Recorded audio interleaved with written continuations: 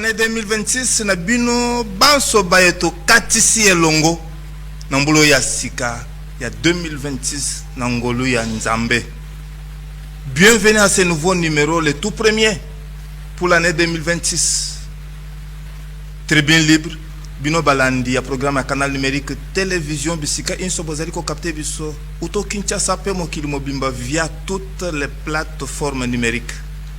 C'est vrai que bozala ki belé ya ko sala biso ba remarque à travers nos différentes productions.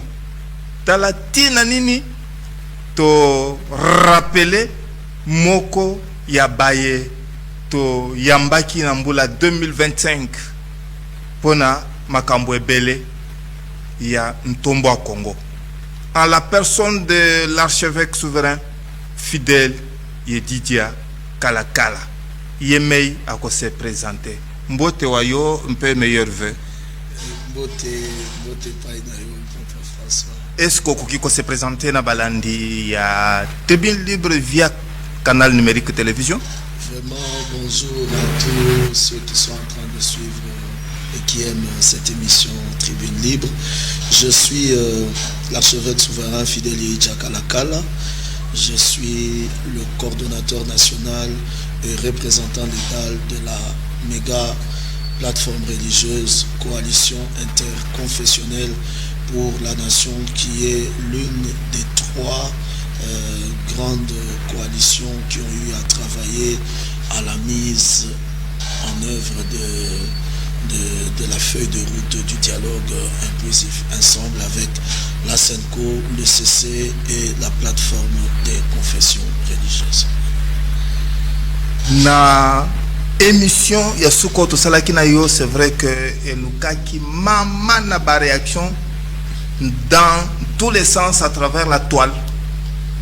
Ba critique eza ebele vous ezali ko concerner accord ya Washington ba évêque membre ya Senko, les évêques catholiques bazo kanisa que le chef de l'État Félix Antoine Tshisekedi Tshilombo a teki Congo pour 99 ans en livrant ba minéraux ya mboka pona kimia oyo bazali koloba kezali entre guillemets hypothétique oyo ezo risqué mono noté yo le bini na likambulina matondo mingi question oyo ezali très pertinent. Je pense que les positions qui sont affichées par les évêques membres de la SENCO, ezali eza position moko ezali ko engager bango personnellement na habité sur base de quelles informations ou bango bazanango bazali ko s'appuyer pour que pesa position wana. Mais nous, la coalition interconfessionnelle pour la nation, nous ne partageons pas ce point de vue, parce que nous pensons que le chef de l'État ainsi que le gouvernement, en s'engageant dans cet accord avec cet accord de Washington qui implique à la fois la RDC, le Rwanda et les États-Unis, nous pensons que notre pays s'est engagé dans un principe de partenariat gagnant-gagnant, particulièrement pas un partenariat gagnant-gagnant avec le Rwanda, mais plus un partenariat gagnant-gagnant avec les États-Unis. Aujourd'hui, la question de l'insécurité et de l'instabilité de l'Est est une question pertinente, et je pense que le chef de l'État en avait fait une priorité, même lors de sa première campagne, même lors de sa deuxième campagne présidentielle. Il a souvent parlé de cette question, et son plus grand désir, je pense, est que avant qu'il ne puisse finir son mandat, qu'il puisse régler cette question. Et je pense que pour régler cette question, il faut agir avec les moyens que nous avons. Nous avons entre entre nos mains des grandes richesses qui font l'objet de convoitises de plusieurs grandes superpuissances. Alors, il est normal que nous puissions faire un deal, pour moi, en tout cas, en notre humble avis, ça c'est l'avis de la CIN, que nous fassons un deal avec les États-Unis où les États-Unis viendraient directement s'approvisionner en ce qui concerne toutes ces matières précieuses qui font l'objet de toutes les convoitises, et que nous, de notre côté, nous sommes en train de gagner la sécurisation et la stabilisation de la zone de l'Est. Parce que si aujourd'hui les États-Unis s'engagent dans cette coopération économique et que les entreprises américaines venaient à s'installer pour faire l'extraction de manière officielle, de manière légale dans ce secteur-là, en tout cas, je ne pense pas que les États-Unis laisseront les groupes armés continuer à se multiplier, parce que ce sera à l'encontre de leur propre politique économique, ce sera à leur propre désavantage. Donc c'est la RDC qui gagne. Donc maintenant, parler que c'est un contrat qui a été fait pendant 99 ans, je ne sais pas, moi je n'ai pas vu des textes qui ont été signés par le gouvernement qui engagent le pays dans ce genre de trucs. Donc c'est pourquoi je dis que c'est une position qui les engage eux, mais pour nous la CIN, nous pensons que cet accord de Washington est un accord qui est bénéfique pour notre pays, parce qu'il peut apporter une véritable stabilité sécuritaire au niveau de la région de l'Est qui, je vous rappelle, a souffert de cette exploitation illicite, de cette agression depuis des décennies. Et la base de ces agressions, c'est les richesses, c'est l'exploitation minière. Alors si nous pouvons arrêter l'exploitation minière illicite pour autoriser une exploitation officielle qui va apporter sécurité et développement économique de toute la région, en commençant par l'Est, je ne vois pas là où il y a vraiment un problème. Donc c'est comme ça que la CIN voit les choses. Qui vivra verra. Archevêque souverain fidèle Yedidia Kalakala, coordonnateur de la coalition interconfessionnelle pour la nation, na qualité il y a médiateur.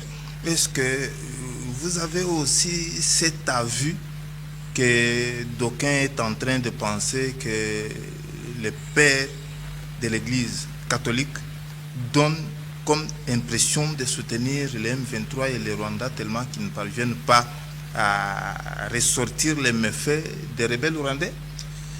Je ne voudrais pas parler ici au nom des pères de l'Église catholique. Je pense qu'ils sont mieux placés eux-mêmes pour se justifier par rapport à ce point.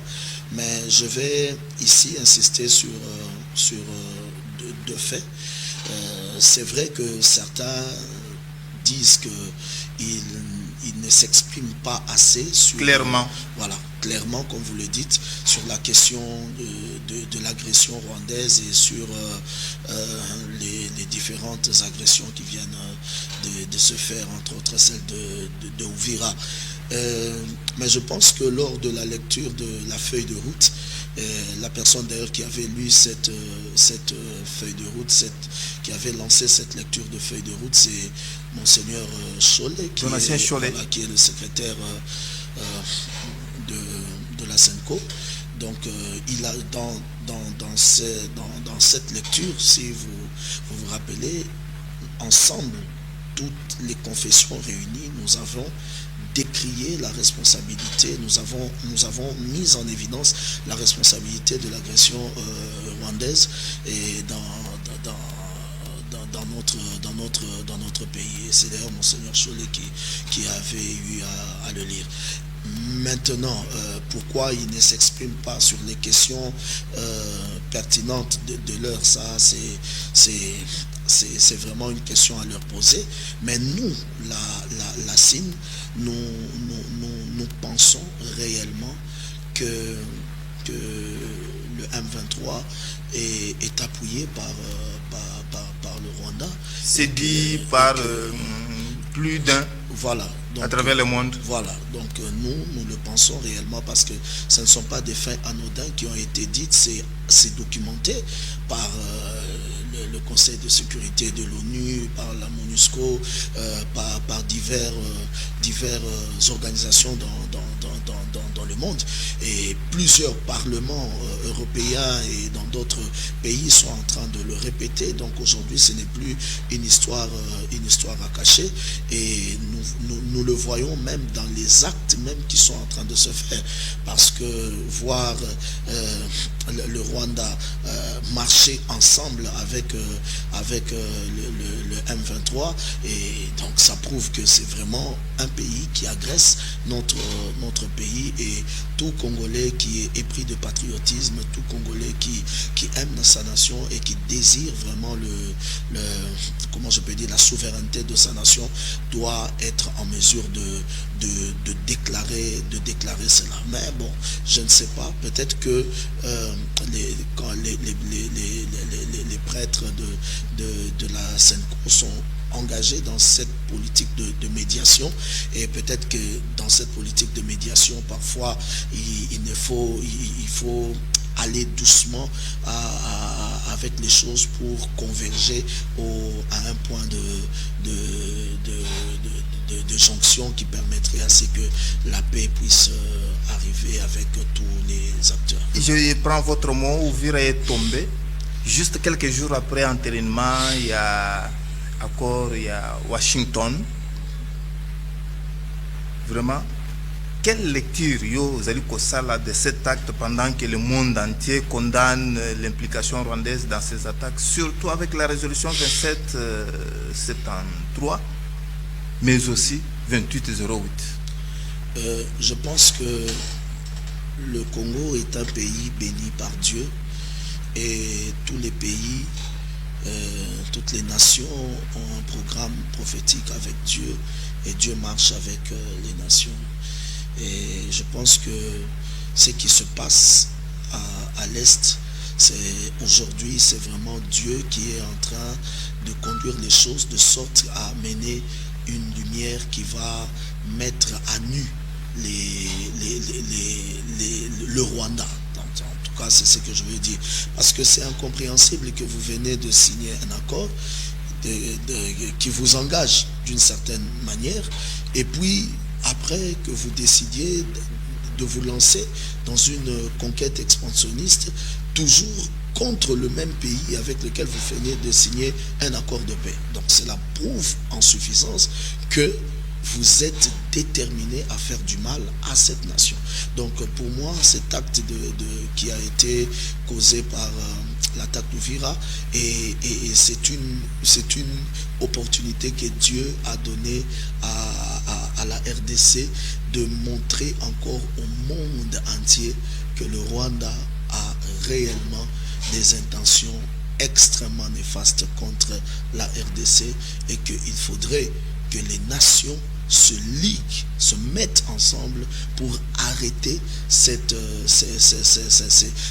vénibilités, ces expansionnistes. Sinon, les gens continueront à mourir, sinon les gens continueront et les femmes seront continuellement violées, et d'une manière ou d'une autre, la RDC devra prendre des dispositions d'une autre dimension, et le conflit pourrait atteindre d'autres niveaux. Donc je pense que ce qui s'est passé à Uvira a mis à nu les intentions belliqueuses du Rwanda, et qui ne sont pas vraiment portées vers la paix. Voilà. La RDC devra prendre d'autres dispositions pour intervenir différemment, de sorte à ce que cette crise ne s'enlise. Mais que répondez-vous à ceux qui pensent que le dialogue inclusif devient un impératif à l'heure qu'il est? Ils ont raison ou ils ont tort? Oui, je pense que le dialogue est impératif. Il est impératif dans quel sens? Dans quel sens? Il est important que nous puissions comprendre l'essence de l'impératif de ce dialogue. Comme je l'ai dit dans l'émission qui est passée, les accords de Doha ont traité la question. Ce sont des accords qui ont été taillés sur mesure pour traiter les questions de l'alliance AFC M23. De l'autre part, il y a les accords de Washington qui ont été aussi taillés sur mesure pour traiter la question de l'ingérence étrangère, en particulier la question du Rwanda. Mais le dialogue inclusif en lui-même est comment je peux dire, est une autre organisation de paix, une autre initiative de paix, à l'instar des accords de Washington, à l'instar des accords de Doha, qui est sollicité afin de traiter des questions, comme je l'ai dit, qui n'ont pas été traitées dans ces différents accords. Et ces problèmes sont principalement des problèmes internes au Congo. Des problèmes internes au Congo qui n'ont rien à voir peut-être avec les groupes armés, qui n'ont rien à voir peut-être avec le Rwanda, mais qui, si ces problèmes ne sont pas bien gérés, peuvent à la longue créer des crises qui ne serviraient pas les intérêts de l'intégrité nationale, qui ne servirait pas les intérêts de la souveraineté de notre pays, qui ne servirait pas l'intérêt de la cohésion et de l'unité nationale. Il est important dans la parole de Dieu, la Bible dit l'homme prudent voit le mal de loin et il se cache. C'est-à-dire il prend des dispositions pour que ce mal ne l'atteigne pas. Et il y a dans notre pays des différentes sortes de crises, différentes sortes de problèmes qui doivent être réglés. Et certains problèmes ne se règlent que autour d'une table entre les fils d'un même pays, entre des personnes qui sont épris de patriotisme, d'amour pour leur nation. Et c'est comme ça qu'ils trouveront des solutions à ces problèmes. Donc je pense qu'aujourd'hui, après l'accord de Doha, après l'accord de Washington, il est important qu'il y ait un dialogue dans notre pays, un dialogue qui va faire en sorte que certains problèmes qui n'ont pas été traités par ces deux accords puissent être vraiment traités. Alors, une frange des Congolais pense que ces dialogues-là inclusifs, sans Kabila, Kabange, Katumbi Moïse, Nanga Yobelu Corneille, ces dialogues-là n'aura pas son sens réel. Et cela n'est pas une manière de donner raison à ceux qui pensent que ça risque d'être une prime à la rébellion ou à la guerre. Je pense que la dernière fois quand j'ai parlé ici, j'ai soulevé cet aspect. Le dialogue n'est pas fait pour régler des problèmes entre des personnalités politiques. Le dialogue on est en train de le solliciter. Nous, en tout cas, la CIN, nous avons sollicité le dialogue, non pas pour régler des problèmes entre des personnalités politiques. Parce que s'il fallait régler des problèmes entre des personnalités politiques, il serait simple d'organiser une table ronde, peut-être en dehors de notre pays, pour que certaines personnes se sentent à l'aise et ces personnalités pourront se retrouver et se parler en face et puis régler leurs problèmes. Nous sommes en train de parler d'un dialogue inclusif qui n'a rien à voir avec les images des gens ni les identités des personnalités dans notre nation. Nous sommes en train de parler d'un dialogue qui concerne les Congolais. Et quand je parle des Congolais, je suis en train de parler du Congolais le plus connu au Congolais le moins connu du tout. Donc c'est une affaire qui concerne toutes les couches de notre population. Il faudrait que les politiques soient représentés. Il faudrait que la société civile, les confessions religieuses, les acteurs, les personnalités indépendantes, qu'ils soient représentés. Et si nous pouvons faire un dialogue comme ça, qu'il y ait tel ou qu'il n'y ait pas tel, moi je pense que à la fin, il faudrait qu'il y ait des résolutions qui engagent le Congo dans une voie de paix, dans une voie de relèvement, dans une voie de cohésion nationale et de sécurité. Mais si la présence de certaines personnalités pourrait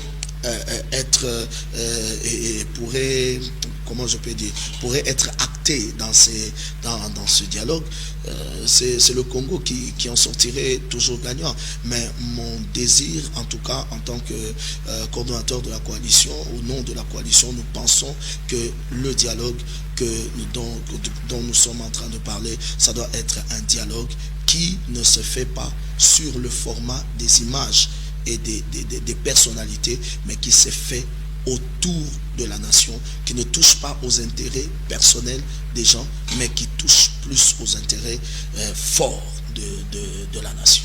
Voilà. Le dialogue qui pourra toucher aux intérêts forts de la nation, même pour des personnes ayant des dossiers judiciaires. Vous savez, en parlant de dossiers judiciaires, tout celui qui est condamné par la justice congolaise, par la justice congolaise doit subir, comment je peux dire, la rigueur de la loi, à moins qu'il ne puisse bénéficier de la grâce présidentielle. Donc, encore une fois, vous voyez que dans toutes ces choses, la loi est déjà claire dans tout ça. Les Congolais épris de paix désiraient avoir un étranger comme médiateur de ce dialogue. Qu'en dites-vous? Je ne pense pas que le Congo, après combien d'années déjà d'indépendance? 65 ans. Ah, vous voyez, un homme de 65 ans, c'est pas n'importe qui. Maintenant, là, 66 ans. Voilà, 66 ans. Donc, qu'est-ce que je voudrais dire? Je voudrais vraiment que l'opinion nationale, tant internationale, qui pourra nous suivre, puisse comprendre que le Congo a grandi, le Congo a tiré des grandes leçons de son histoire. En traversant 66 ans déjà. 66 ans, le Congo a vu des dialogues avec des médiateurs étrangers et aussi des médiateurs nationaux. Là, je pense que la conférence nationale elle-même était dans un format d'un dialogue vraiment souverain et qui a été conduit de main de maître par, avec Laurent Mosengo, le regretté Monseigneur Mosengo. Donc je pense qu'aujourd'hui le Congo est en mesure de produire des médiateurs nationaux qui ont la carrure nécessaire pour régler les questions de paix dans notre nation. Je pense qu'ils sont là. Ils sont là. Parmi les membres de la société civile, parmi les pères des confessions religieuses, il y en a. Parmi même des politiciens retraités, il peut y en avoir. Vous déjà, avec les propositions que vous avez faites, il faudrait que vous puissiez vous convenir, soit ça l'élection interne, ça la primaire, par exemple. Je l'avais dit la fois passée que la direction de la médiation, en tout cas du moment où elle concerne, en tout cas si elle va concerner les confessions religieuses, en tout cas les plateformes religieuses comme nous avons parlé, SCC, Senko, et puis plateforme des confessions religieuses, CIME, et puis la coalition interconfessionnelle, je pense que pour nous, en tant que serviteurs de Dieu, d'abord, il n'y a pas de conflit de leadership. Nous pensons que tel ou tel a la compétence pour être au-dessus. Et si il faudrait que nous puissions appuyer tel, tout en travaillant de manière collégiale, il n'y aura pas de problème. L'objectif principal est que la médiation puisse enfanter des résolutions de paix, pas de paix de maintenant, mais de paix pour les générations qui sont en train de venir. Il ne faudrait pas que nous puissions faire quelque chose en nous disant que nous sommes en train de construire pour 5 ans, que nous construisons pour 10 ans. Non. Nous avons besoin de construire pour 30 ans, construire pour 50 ans. Dans les grandes nations, vous savez, dans certaines grandes nations, ils ont comment je peux dire, ils mettent en place des structures qui réfléchissent sur ce que la nation pourra être dans 20 ans, dans 30 ans, dans 50 ans. Au fur et à mesure que l'on avance. Quelles sont les crises auxquelles nous pourrons faire face et comment est-ce que déjà maintenant, ils sont en train de réfléchir comment le contourner. Donc ce dialogue peut aussi être une opportunité pour régler les problèmes d'aujourd'hui, mais aussi se projeter sur les problèmes futurs. Et quelle que soit la composition de la médiation, de qui sera à la tête de la médiation, du moment où c'est un Congolais. Même vous convenir sur une formule rotative. Bon, nous en tout cas, pour nous la CIN, que l'essentiel est que que celui qui va être à la tête, s'il faudra une personne, à moins que ce soit un collège, mais que ce soit un collège ou un individu, que ce soit des personnes qui soient premièrement des Congolais, deuxièmement des patriotes, vraiment des patriotes parce que la clé de ce dialogue est le patriotisme. La clé de ce dialogue est le patriotisme. Le patriotisme, c'est l'amour du Congo. Et moi, je le dis toujours, le Congo ne manque pas des gens intelligents. Le Congo ne manque pas des gens compétents. Mais le Congo manque beaucoup de personnes à beaucoup de postes qui sont réellement patriotes. Et quand vous placez quelqu'un qui est intelligent dans un poste qui nécessite le patriotisme, s'il n'en a pas, il devient l'ennemi de sa propre nation. Voilà. Archevêque souverain fidèle Yidia Kalakala, coordonnateur de la coalition interconfessionnelle pour la nation congolaise.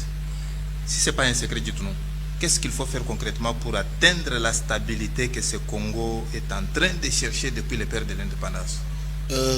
Je pense que pour restaurer, atteindre la stabilité, la première clé, c'est le patriotisme. Il faudrait qu'aujourd'hui, que nous puissions revoir le cursus de l'enseignement dans notre nation et que nous puissions en tout cas faire en sorte que le patriotisme soit enseigné du plus bas niveau au sommet. Parce que quand on forme des économistes, quand on forme des politiciens, quand on forme des ingénieurs, quelle que soit la formation, qu'il soit militaire, si il est formé dans cette fonction ou dans cette profession avec un esprit patriote, il travaillera premièrement pour les intérêts de sa nation. C'est ça. Je pense que la stabilité de notre pays commence par là.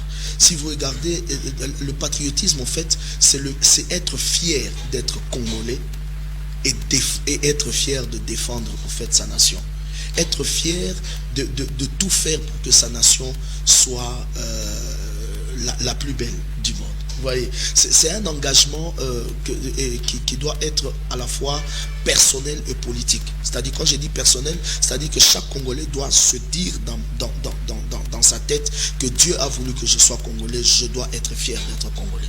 Mais politique, parce que ça doit être une vision politique pour tous les acteurs politiques de notre nation, qu'ils soient de l'opposition ou de la majorité au pouvoir, ils doivent tracer leur vision politique en s'appuyant sur le patriotisme. Et je pense que là où il y a le patriotisme, en tout cas les gens travailleront pour les intérêts de leur nation.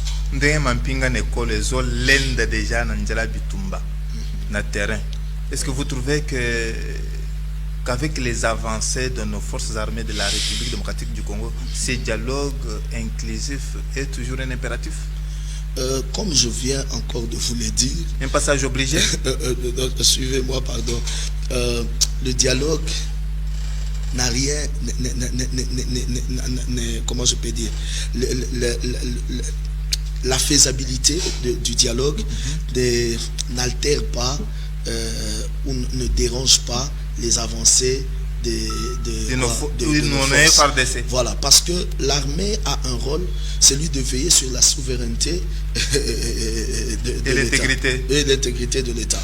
Donc quand l'État est menacé par des groupes rebelles ou par des agresseurs, l'armée doit faire son rôle. Et le dialogue, lui, il est aussi en train de faire un autre rôle. Donc il n'y a pas de conflit entre les deux. Chacun est en train de faire son rôle. C'est comme dans le corps humain, ce n'est pas parce que le bras est levé que le pied ne va plus bouger. Donc le pied fait son rôle, le bras fait son rôle. Mais nous sommes fiers de notre armée. Chaque fois que nous entendons que l'armée, les FARDC ont récupéré un territoire, un espace de 1 centimètre carré de notre nation. Nous tous qui sommes épris de patriotisme, nous sommes remplis de joie parce que nous nous rendons compte que l'armée est en train de faire son travail. Et nous ne sommes pas fiers quand l'armée recule, nous sommes fiers quand l'armée avance. Nouvelle meilleure à vous tous qui nous suivez à Poto et à Belém. C'est vrai que nous émettons depuis Kinshasa, en République démocratique du Congo. Vous êtes nombreux à nous envoyer encore certaines sous-questions. Namoni Ebele, basant la tendance à kozongela mutuna yoko, parce que le baki yangwawa, que les dialogues inclusifs ou esengele salama, les oyande pour na résoudre makamboyo, le bela kité, ezala na Doha, ezala na Washington. Vous faites allusion à quoi concrètement? Il y a plusieurs aspects. Entre autres, je voudrais souligner quelques aspects. Prenons par exemple, dans notre pays, on ne peut pas se voiler la face. Il y a certaines crises qui sont liées carrément à l'impunité. Il y a des crises internes dans notre nation qui sont liées à l'impunité. Je l'ai dit la fois passée. Quand les gens entendent parler de détournement à gauche, détournement à droite, est-ce que vous vous posez la question, ce qui se passe dans le cœur du Congolais le plus petit, qui ne sait pas comment il va manger, qui manque de tout, qui ne sait pas comment il va, vous savez, mais il entend que quelqu'un a détourné $1 million, quelqu'un a détourné 10 millions, 100 millions, 300 millions, et cette personne-là n'a pas été inquiétée. Cette personne-là, non, mais je vous dis, quand la justice ne punit pas, ça c'est un problème. Et ces crises, ces genres de choses, l'impunité crée une frustration dans le cœur des gens. Je vais vous poser une question. Imaginez ce papa qui a vu son enfant envoyé à Kanyama KCC parce qu'il était Koluna. Et il a peut-être volé, je ne sais pas, un téléphone, ou il a peut-être fait je ne sais pas quoi. Mais il entend que quelqu'un a détourné l'argent qui était destiné, par exemple, à faire des routes. Mais celui-là, il est plus criminel encore. Bon, maintenant, mais on ne l'a pas arrêté. Donc, donc, il est important que, vous savez, je veux vous dire une chose. Il est important que l'on se réfère parfois et souvent même à la parole de Dieu. La parole de Dieu dit ceci, que chacun dise la vérité à son frère. Donc vous savez, si nous voulons sortir notre pays des problèmes, nous devons arriver à un point où nous devons accepter de nous dire la vérité en face. L'impunité est une cause de crise dans notre nation. Et ce genre de problèmes doivent être traités. Ça ne va pas être traité par les accords de Doha. Ça ne va pas être traité dans les accords de Washington. Ça va être traité dans notre pays. Au-delà de ça, je peux élever encore un autre point. Je prends l'aspect post-électoral. C'est vrai qu'aujourd'hui, nous ne pouvons plus parler de post-électoral. Le résultat des élections. Mais le passé ne s'efface pas. Il y a eu des choses qui se sont faites pendant les élections qui ont laissé des gens vraiment brisés. Il y a des gens qui jusqu'aujourd'hui continuent à clamer leur innocence par rapport à leur invalidation. Ces genres de personnes-là, vous ne savez pas qu'est-ce qui peut monter dans leur cœur. Aujourd'hui, il y en a peut-être qui ont rejoint l'alliance FC M23, mais il y en a peut-être qui sont restés dans leur cœur, se disant que la situation va changer. Si, parce que le Congo est un pays démocratique, le Congo est engagé dans un cycle électoral continu, il y aura certainement élection. Mais maintenant, quand on va arriver aux élections, est-ce qu'on viendra aux élections pour que nous puissions revivre les mêmes problèmes?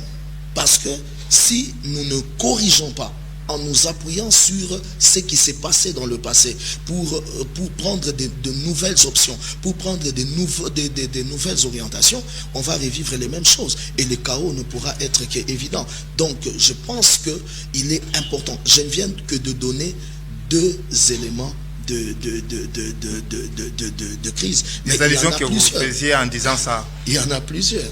Monsieur l'archevêque Fidèle Yeyi Diakalakala, coordonnateur de la coalition interconfessionnelle pour la nation congolaise, que répondez-vous alors à ceux qui pensent que l'on passe le temps à parler Senko et CC au moment où votre plateforme confessionnelle passe inaperçue? Pourtant, vous avez le même répondant, les institutions congolaises. Vous savez, il faudrait que les gens sachent que la Senko, les CC, ainsi que la plateforme de confession religieuse sont des grandes mégastructures qui ont une histoire très élaborée dans notre nation, et nous pensons que c'est un peu normal que les gens un peu plus parlent. Mais je pense aussi qu'il y a eu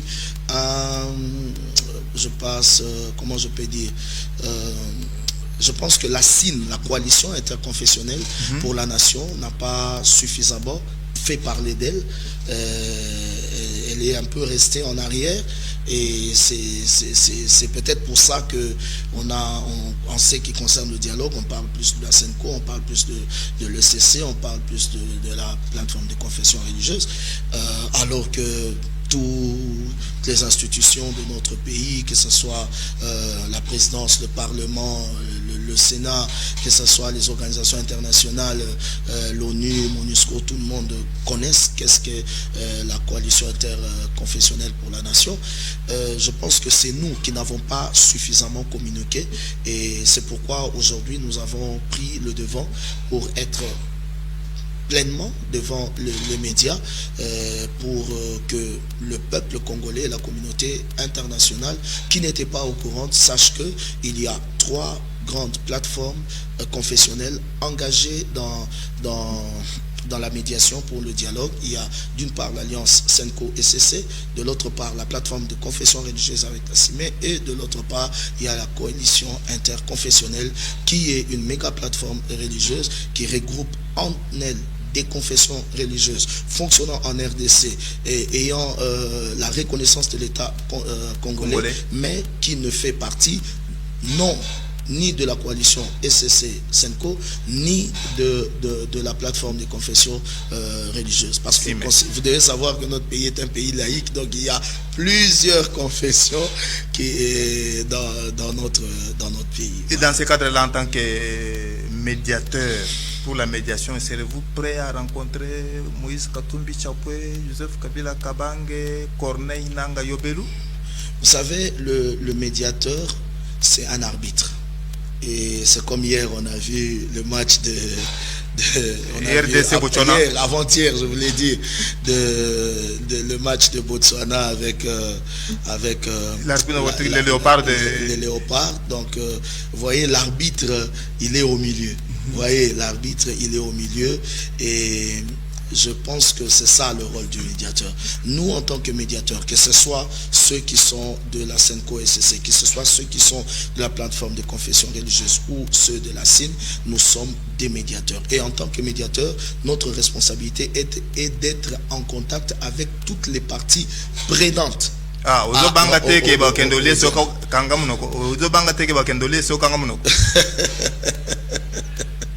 Vous savez, l'arbitre fait son rôle et les joueurs font leur rôle.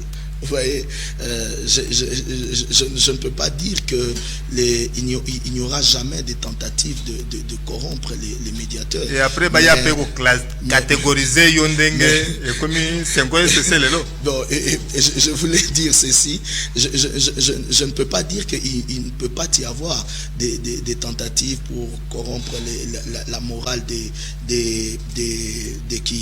médiateurs, mais je pense que les médiateurs qui sont engagés dans cette affaire de dialogue sont des personnes qui ont une certaine hauteur. une très haute hauteur, surtout en termes de patriotisme, et ce sont les intérêts du Congo qui priment. Donc si nous allons être en contact avec la majorité au pouvoir, ou soit avec tous ces autres que vous avez cités, des opposants majeurs et personnalités politiques influentes de notre nation, nous le ferons. D'ailleurs, nous, la CIN, nous sommes déjà engagés dans ça. Il n'y a pas longtemps, nous étions, nous n'avons pas eu froid au dos, aux yeux, d'aller voir, rencontrer la SENCO et les CC, pendant que les gens étaient en train de décrier. Nous l'avons fait parce que nous avions dit que c'était important que nous puissions nous mettre ensemble et échanger. Nous étions avec le président Jean-Marc Abound, que nous avons eu à visiter, et avec qui nous avons eu des moments d'échange très pertinents sur la question du dialogue. Dernièrement, nous étions avec l'honorable Faïlou, qui nous a reçu à son bureau de Faden House. Nous avons passé des bons moments. Donc, nous sommes engagés dans cette dynamique de médiation, et là où la médiation nous amènera, au nom du Congo, pour le Congo et pour les intérêts surtout du Congo, nous le ferons. L'avant-dernière question, parce qu'il y a beaucoup de réactions sur la toile. D'aucuns voudraient savoir ce dialogue inclusif va résoudre quel type de crise? Je pense que le dialogue inclusif va résoudre, comme je l'ai dit, les crises et surtout les situations pertinentes qui n'ont pas été traitées à Doha comme à Washington. Et je vais encore revenir sur ça. Voyez-vous, aujourd'hui, il y a des crises dans notre pays. Parlons des crises intercommunautaires. Il y a des crises profondes intercommunautaires. La question du tribalisme aujourd'hui, c'est une question pertinente dans notre nation. Où il y a des contrées, quand on entend que vous êtes de telle province, c'est un problème. Comment un Congolais peut se sentir en danger dans son propre pays? Pas en danger parce qu'il est menacé par des étrangers, mais en danger parce qu'il n'est pas accepté par ses propres frères. Ces situations, nous avons vu ces situations intercommunautaires surgir avec l'histoire des Mobondo. Hier, Mobondo était considéré comme une milice. Aujourd'hui, nous sommes en train d'entendre, c'est pas confirmé, mais il y a des ramifications on entend qu'il y a des ramifications politiques derrière. Il y a elle est considérée pratiquement comme une rébellion. Donc, c'est-à-dire que ces crises intercommunautaires, quand elles ne sont pas bien traitées, quand elles ne sont pas bien gérées, elles deviennent des opportunités pour les ennemis internes et extérieurs de notre nation. Donc, pour moi, je pense que le dialogue vient pour traiter de la profondeur de tous ces problèmes-là qui n'ont pas été traités à Doha et qui n'ont pas été traités à Washington. L'archevêque souverain fidèle Yéhi Diakalakala, coordonnateur de la coalition interconfessionnelle pour la nation congolaise, en tant que Moussa Nzambe, nous sommes en plein 2026. Vous trouvez que ce Congo, avec le peuple congolais, qui va continuer à gémir, ou bien ce peuple ne verra plus les ennemis du Congo comme ce fut le cas avec Israël à la traversée de la mer Rouge? Merci pour votre question. Je pense que j'ai beaucoup aimé une phrase que le chef de l'État a dit lors du discours sur l'état de la nation. Voilà, sur l'état de la nation. Il a dit les ténèbres ne régneront plus. Et moi, je suivais à la télé, j'ai aimé cette parole parce que c'est une parole de l'écriture. Les ténèbres ne régneront pas toujours. En tant qu'homme de Dieu, je dois croire dans la parole de Dieu, mais surtout, vu que c'est une parole qui est proclamée par la haute autorité politique de notre nation, je pense que l'Éternel qui donne aux uns et aux autres le pouvoir de diriger a inspiré cette parole. Et moi, en tant qu'homme de Dieu, en tant que personnalité, haute personnalité sacerdotale de notre nation, je ne peux que déclarer cette parole.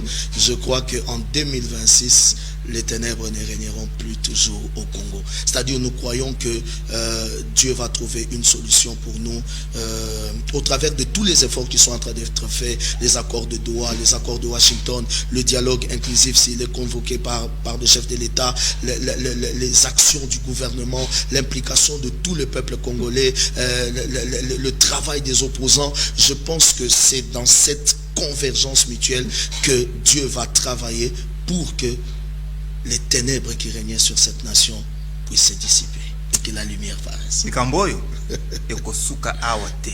Merci. Archevêque souverain fidèle Yeyi Kalakala, coordonnateur ya coalition interconfessionnelle pour la nation congolaise, toko biangisa yo awa poto ya kokundolango totondio. Merci.